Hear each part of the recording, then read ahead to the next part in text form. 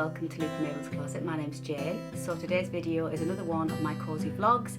A little bit of an update on what I've been doing this week. Sewing, more sewing, some knitting and even some wallpaper.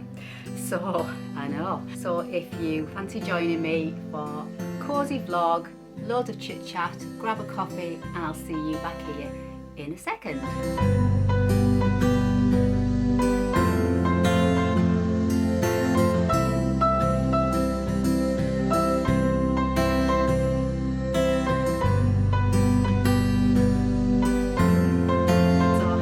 Welcome back. If you've just found me before I continue, my name's Jayne and welcome to Dressmakers Closet.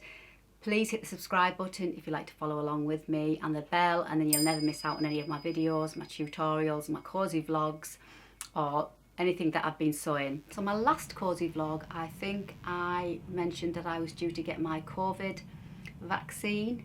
So I had that, left arm obviously because I didn't want to affect the old sewing arm. And in and out, no time at all. I had the AstraZeneca jab. Yeah, didn't feel a thing, but after that, within 24 hours, I was not good. Four days, in fact, I was off colour. I had all of the symptoms, all the side effects of the jab. I had them all. I didn't just have the mild, the medium, I also had the severe. So I had the massive headaches, I had the shivers, I had chills. I was just so tired, I had nausea, terrible stomach pains. Don't want to put you off at all, but I know there is side effects and I unfortunately had them all. So about 4 days, yeah, I was like duvet days on the sofa, just watching all the trash on the TV because I just could not bring myself to do anything else at all. It was that the headaches and the stomach pains were the worst. And my arm was sore, but you expect a sore arm. I wasn't bothered about the sore arm. It was just all the other things that came with it. Whereas my mum had it. My mum's 78 and she didn't have a thing. She had the same vaccine as me, just a sore arm for a few days. She had no side effects. I mean, I'm not complaining one bit at all because I know it's necessary. I know we need it, and it just affected me for 4 days, and you know it was worth it. Obviously, I haven't had a second jab yet, but the first one. So just in case you were wondering, don't let it put you off because some people don't have any side effects, and obviously some people do. John had the Pfizer jab, same as my dad. My dad's 88, John's 74. They had no side effects apart from a little bit of a sore arm, nothing. So the oldies are doing well. I said to the three of them, my mum, my dad and John, I said, well, you're all doing well, no side effects. And there's me with a lot. I'm absolutely fine now. It was just 4 days of not being able to sew. I mean, can you imagine? I came in my room, but I just went back out. I just could not face lifting a pair of scissors up or anything. I was off colour. I just couldn't even face sewing, so it must have been serious for me. But yeah, I'm fine now. Since my last cosy vlog, John's had a few more falls. He does have a lot of falls and that's just the way it is. He's got all the equipment, he's got everything going. He's had the falls team, he's had the physios, he's had everything, but he just can't stop some of the falls. And I think he's had 3 falls actually since the last time I was filming. And the second last one, he got up to go to the loo. It was about 7 in the morning and I didn't hear him at all. I must have just drifted back into a deep sleep. And he got up and got as far as the bedroom and then fell backwards through the bedroom door frame, hit the door frame, took all the skin off his shoulder, whacked his head, grazed his head, back of his head. I thought, oh, here we go. And he was so sore for days on end, and I just felt the guilt I felt was awful because obviously I didn't wake up, and normally I'm up like a shot. Hear a pin drop, quite a light sleeper, but for some reason I didn't hear him get up. So I just felt absolutely dreadful for like days afterwards because I was bathing his wound, shall we say, and every time I looked at it I was like, oh God, you know, I could have prevented this if I'd have got up. So I said to him, I said, next time you get up and for some reason I don't hear you get up, you must nudge me and say, Jayne, I'm going to the loo, so I can get up and go with him because I need to go with him because just prevent any falls. So that was that, and he's still quite sore, but healing nicely, and he has got, thank goodness, really good healing skin. The amount of cuts and bruises and knocks he's had, his skin heals really good. So he has got so that is a good point, I suppose, for him. So that was that, and he's had another stumble before then, banged his head, but it wasn't too bad. We managed to get him up fairly quickly. And then yesterday I went down to take my dad his paper. I went and got the papers on the morning like I do, brought John's in, and I just said, right, I'll just go and take my dad's down. Mum and dad live 2 doors down. Went to take my dad's paper down to him, come back. In the meantime, the telephone went, and John thought, I'll go and answer the telephone. Got up to answer the telephone, fell over and hit all his head, but it was just like a carpet hit the carpet, so like a carpet. And when I came in, I said, have you fallen? Because his head was all above his eye was all red. He says, oh, I went to answer the telephone, and so I've told him, no answering don't answer the telephone. If I'm not in, don't answer the telephone, because A, nobody ever rings us on the landline, and B, if anybody does ever ring us on the landline, it's usually those cold callers who are trying to swindle you out of money and telling you you've got an Amazon debt or whatever it is, you know, those calls. So I said, just don't even go and answer the telephone, because nobody rings us on the landline. So he's not allowed to do anything, basically. So if I could wrap him up in cotton wool, I would, seriously. Anyway, so he's on the mend again. So that's that. And then in between all that, I have decided to decorate our bedroom. So I'm busy peeling off the wallpaper. It's been on the wall for 8 years, so I decided to take it all off and do a nice fresh overhaul of the bedroom. And I've seen this lovely ideas all over Pinterest on where you can make your walls, like halfway off the wall, look like it's being panelled. So I'm going to go for that. My son Tom, who's a joiner, is going to do it for me. So you just get strips of MDF, and I'll pop some pictures up of some pictures I've seen on Pinterest, and apparently you get strips of MDF and you put them on the wall in such a way that it looks like it's panelled when it's not.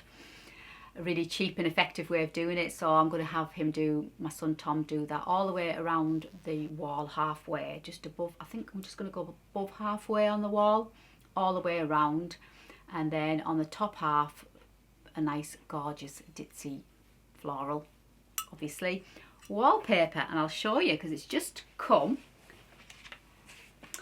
Absolutely love it. So hopefully you can see it, and I'll open it up. And this is a paste the wall wallpaper rather than a paste the paper. So I've never done any wallpapering with paste the wall. Hopefully you can see that. Gorgeous, old-fashioned, vintage, rich caramel background. Not too much of a ditzy print, it's not too small. And I'm going to pick out I'll do it that way. I'm going to pick out this colour for the bottom half of the wall. So I'm going to paint the wall and the pretend panelling in that colour, I think, that gorgeous caramel. And I've got coving on the top of the wall, so I'm going to pick out, I think, that the deepest of the pinks in that flower there, like that the deep dusky rose. And that's what I've got planned. And I've got 4 rolls, and I'm hoping there should be enough. So the pattern match is roughly about 13 centimetres, so there's not a lot of wastage for matching the pattern at the side. I have had wallpapers where they've been like 50, 60 centimetres pattern match, and you do have quite a lot of wastage, so there won't be too much wastage on this one. So I can't wait to get that on. So I've already peeled off 2 of the walls, and I've got the wall under the window to peel off and do all the preparation, all the skirting boards, give them a paint, and then Tom's going to put my panelling on, and then I'm going to put the wallpaper on last. But I'll do some before and after pictures as I'm going, just to show you for my next Cosy vlog, and you'll see what it was like before and then what it was like after. So really looking forward to doing that. As I say, it's been 8 years since I decorated our bedroom, so it really does need a good freshening up, so I can't wait. Can't wait to get that on the wall. I think it's so pretty, and it's just, it's totally me. It's totally me, isn't it? So that's my wallpapering. And then before I go on to the sewing, and I've been doing a bit of knitting, and I'll show you it. I love the colour. It's like a cornflower. It looks quite purpley on there. It's more like a cornflower blue, and it's pure wool and double knit. I'm into my grandad vests at the moment because I just think they're absolutely brilliant to mix and match and just pop on over a dress or pop on over a blouse, pop on over anything really. Absolutely love them at the minute. So I thought I'd do another one, but I'm doing something a little bit more different. And I'll pop the details for the pattern in the description box below. It's just called the Knitted Waistcoat, but it's by Susan Crawford. And you're supposed to do it on smaller needles, 2.75 and 3.25 needles, using 4-ply, but I'm using double knit. So I'm using double knit and I'm using 3.75 and 4mm needles, but I'm going down 2 sizes to give me hopefully the size that I want. Just literally experimenting here. And obviously I'm working on the back, but that's obviously, you can see the front, and it's got the buttons up the front and like a rounded neck, which is quite cute, which I really like. But the pattern's a 10-row pattern, so 9 rows you do knit 1, purl 1, knit 1, purl 1, knit 1, purl 1, and the 10th row you do a row of knit, so you get that ridged on your knit row. I really like it, but it's absolutely killing my wrists, this action of knit 1, purl 1 over and over. I'll just show you what I mean. I knit like this, and this action of doing this over and over is absolutely, because I've got like a bit of an angle there, if you can see that, the angle, and over, really starting to grind on my wrist because I've got rubbish wrists. I say rubbish wrists, I've never broke a bone in my body, so I think I've got quite strong bones, but rubbish joints. I've got osteoarthritis in some of my joints, my shoulders, my knees, my hips, and I think I'm getting it a little bit in my wrists. So I think it's just aggravating it doing this over and over. So I was in 2 minds of pulling it out and then maybe do the main section in stocking stitch, but which is really simple and really easy. But I'm thinking, no, it's going to be quite boring because it's just going to be like my other grandad vests that I've done. I wanted to do something different, so I thought, well, if I pull it out and maybe do some cables. And then I thought, should I just keep going? That's the right way.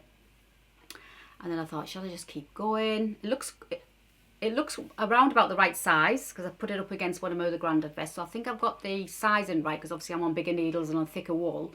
So I think I've got the sizing right for the back. But I really like the colour, and I got this yarn to go with my primrose dress, which is just hanging up here. Just something I could pop over. And by the time I get this made, it's going to be too late to wear through the summer, but at least I'll be able to keep it for the autumn winter. But I just thought it was perfect colour match for this dress. So that's the plan for that. So we'll see, but that's my knitting so far. I love the colour. Probably won't pull it out because I hate being a defeatist, and to me that's being a defeatist. So I probably will keep going, just maybe do a bit at a time and put it down, and maybe it'll take me a little bit longer than normal because I am quite a fast knitter. We'll see. So that's my knitting. I need a bit of help, I need some advice, I need some inspiration. I've got this Ponte from Minerva, and I've got 2 meters of it. It's gorgeous. It looks more red on the screen than it actually is. It's more like virgin on the burgundy red, the darker red. It's not as bright as it looks on the screen, and I don't know what to do with it. I need to make something with it. When I got it from Minerva, I had an idea in my head, and I cannot for the life of me remember what the idea of or what it was. And I need some ideas, some inspiration for me to make something with this. So as I say, it's Ponte. Got a little bit of stretch to it. And as I say, I've got 2 meters. So if anybody's got any pattern ideas, please let me know, because I'm really struggling to know what to do with this. As I say, I've got 2 meters of it. Now it is kind of one of my colours in my colour wheel. I'll pop the colour wheel up on the screen, but it is kind of one of my colours there. I'm between warm autumn and deep autumn, very, very similar. So it is kind of like in between those 2 colours there. So it is one of my colours, but I just don't know what to do with it. So any advice or any pattern suggestions would be greatly appreciated. So that's that.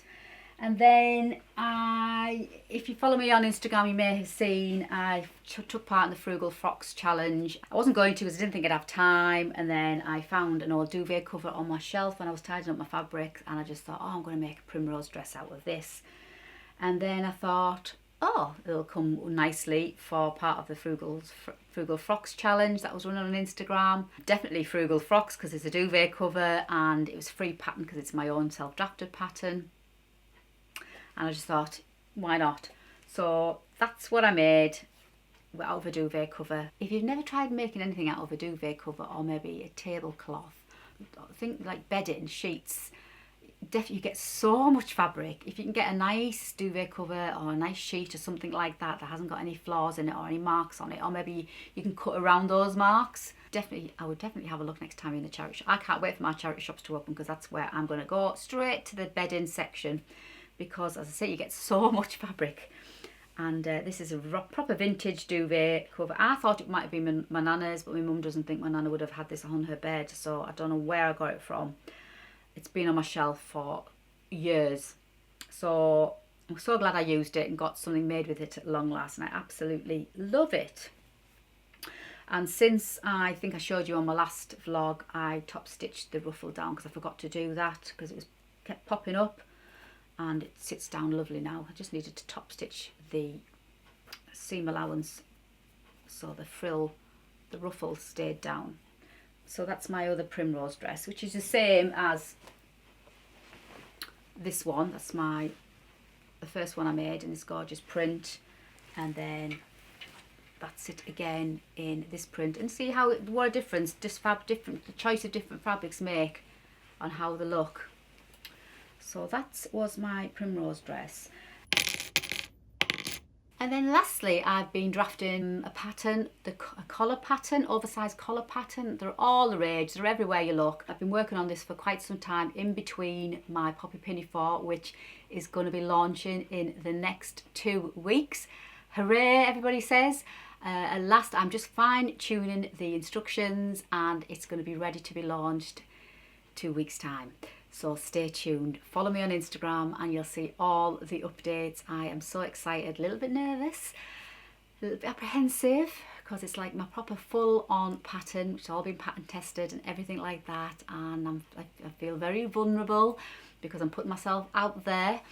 I can do it, I know I can do it, and so excited too at the same time. So that's going to be coming out in 2 weeks' time. And for a little bit of a palette cleanser, shall we say, I've been working on a couple of other patterns, drafting patterns in the between, because I don't want to be like full on doing one thing, because sometimes you can get a little bit consumed with it, and then it can make me feel a little bit like overwhelmed. So I've been working on a couple of other things, and one of the things I've been working on is an oversized collar, and I managed to get the PDF pattern and the instructions all out and published last week.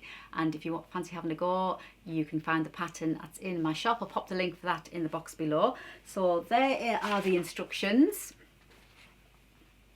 So I've called it the Audrey collar, it's a lovely old-fashioned name, and full-on instructions. But then I also did the sew along tutorial, so you can download the pattern and then you can follow the tutorial as well if you want some visual assistance. And I'll show you the pattern. It's obviously not a big pattern. I've got it all stuck together. I haven't done it in the A0, so I'm having a fight with the paper there. This is just a PDF on the A4 US letter, and I haven't done it on A0, so let me know in the comments box below if you'd like me to add it as an A0, and I can certainly do that too. But there you go, that's the pattern. So it's as big as that. It only takes 2, 4, 7 sheets of paper. And the beauty about this, I know there's lots of other patterns out there, but the beauty about my pattern is I have graded it, because not all sizes, we're not all one size, we all have different neck measurements. So I've graded it from extra small to 2 extra large, with all the circumference of the collar, neck circumference of the collar measurements included, so you can just pick whichever size suits your neck the best.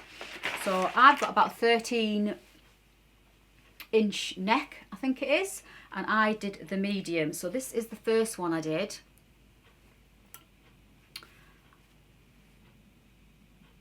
And I did the medium, so I'll pop one on and I'll show you. I'll pop the white one on.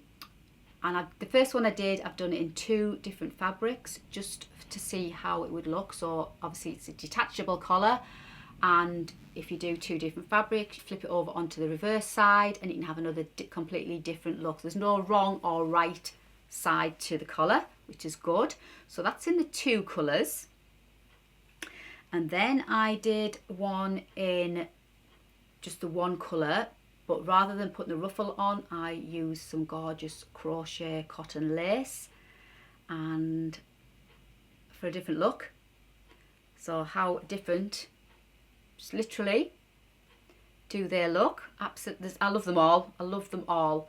So that is the second one I did, and the last one I did was in this white embroidery anglaise cotton, because obviously white is going to go with everything. So I'll pop it on and show you what the sizing looks like. As I say, my neck's roughly about 13 inches and I went for the medium. So depending on how tight you want the collar, you can literally do it. You could go for small if you want it right up there, but I went for the medium, and I'll just tie it and show you how much space you have. And it all depends on your own personal taste for sizing.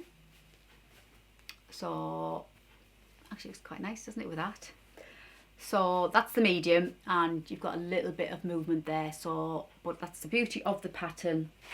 As I say, it's got the different sizes, so, and all my measurements are in the pattern, so you can just choose whatever size you fancy. Whatever your neck circumference is, you pick the closest based on how much you want it to sit on your neck. As I say, my neck's about 13 inches and I've got the medium one on here to give you an idea. So yeah, so I've been busy doing that, and I absolutely love these. I mean, I'm going to make some more. I just think they're absolutely brilliant. And even my daughter, who is not into anything like this, even she said, "Oh Mum, I love the white one. I would wear the white one." So I might have to make her one. But like I say, the white one's going to go throughout all the summer with lots of things in my wardrobe. It's just a little accessories, and it just transforms a plain neck with just something a little bit extra special, I think.